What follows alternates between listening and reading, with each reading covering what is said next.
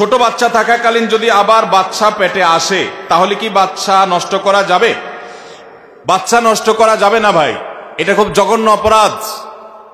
গর্ভস্থ সন্তান নষ্ট করা জাহিলি যুগের মানুষের দুঃস্বভাব, এটা যাবে না, এটা খুব হারাম, বড় ধরনের কবিরা গুনাহ।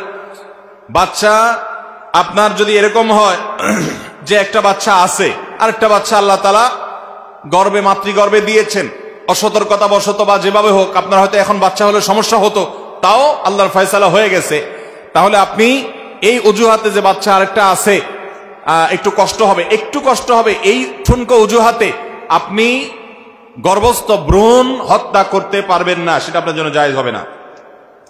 যদি এমন হয় যে এই গর্ভস্থ ভ্রূণ নষ্ট না করা হলে মায়ের জীবন রিস্কের মধ্যে পড়তে পারে এবং সে রিস্কটা ঠুনকো না, বরং বিশেষজ্ঞ ডাক্তারদের প্রায় সবাই একমত যেটা বড় ধরনের রিস্ক আছে মায়ের জীবনে, এরকম যদি হয় তাহলে সেক্ষেত্রে সেটা নষ্ট করতে পারবেন, তাও হার্টবিট আসার আগে আপনার মায়ের জীবন রক্ষার প্রয়োজনে সেটা করা যেতে পারে।